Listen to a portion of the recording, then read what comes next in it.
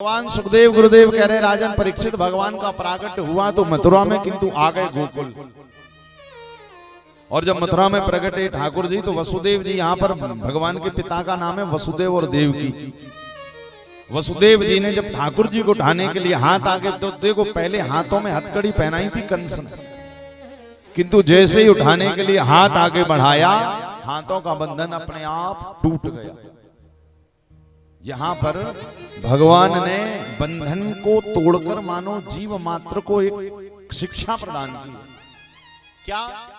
जो लोग कहते हैं कि भैया हम दिन रात फंसे हैं, भजन में मन नहीं लगता, भजन नहीं कर पा रहे, भगवान ने कहा भैया एक बार तुम मेरे लिए हाथ और पैर आगे बढ़ा के तो देखो, तुम्हारी सारी जंजीरें मोह की अपने आप टूट जाएंगी, माया के अपने आप टूट जाएंगी, तुम सीधे कथा पंडाल में पहुंच जाओ।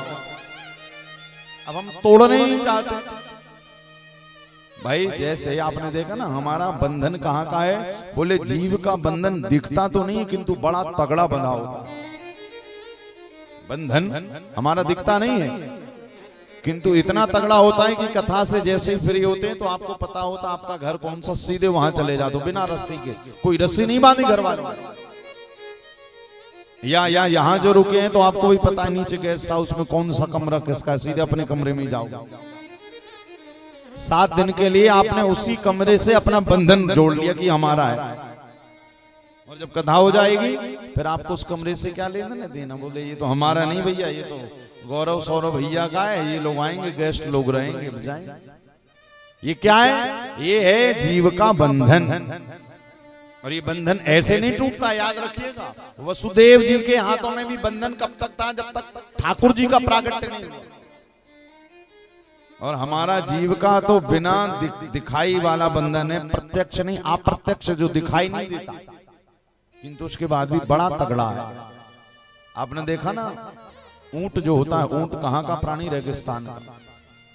और रेगिस्तान में आपने देखा होगा कि ऊंट को बांधने के लिए खूंटे का उपयोग नहीं किया जाता। क्यों? क्योंकि रेत में खूंट गड़ेगा। रेत है, कितना भी गड़ाने का प्रयास करे वो उखड़ जाए। तो वहां ऊंट का जो मालिक होता है वो पता है ऊंट को कैसे बांधता है? वो रात्रि में ले जाता है रेगिस्तान में, रेत में, और हाथ, रस्सी नहीं रहती, केवल हाथ को उसके पैर के ऐसे 7 बार क्लॉकवाइज यानी सीधे डायरेक्शन में घुमा देता है, केवल हाथ, रस्सी वस्सी नहीं रहती। तो ऊंट को क्या लगता है हाथ घुमाने मात्र से कि शायद मैं रात भर बंधा हुआ हूं, और जबकि बंधा नहीं रहता। उसको लगता है कि यदि मैं उठकर कहीं गया तो अभी गिर जाऊंगा। और जब सुबह आता है तो ये नहीं कि सीधे ले गए, क्योंकि रस्सी तो आकर के फिर वैसे ही एक्टिंग भी करनी पड़ती। 7 बार रात को सीधा घुमाया था, फिर सुबह उल्टा घुमाता है 7 बार। क्यों? ताकि ऊंट को लगे कि हाँ अब मैं खुल गया, जबकि वास्तव में कोई बंधन था ही नहीं रात भर।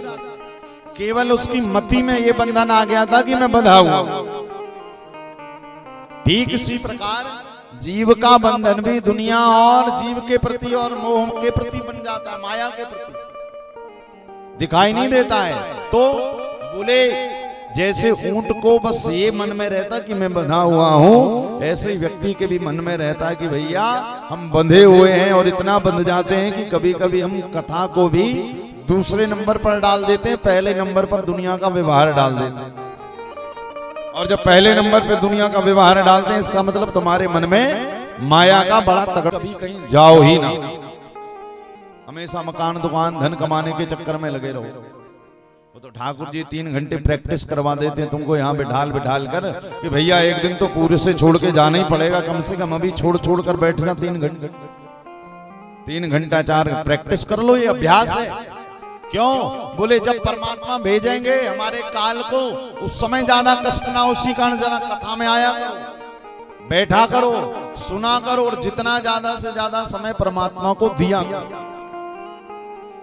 आज वसुदेव जी के हाथों में बंधन था, किंतु जैसे ही ठाकुर जी आए, हाथों के बंधन अपने आप टूट गए, पैरों की बेड़ियां खुल गई।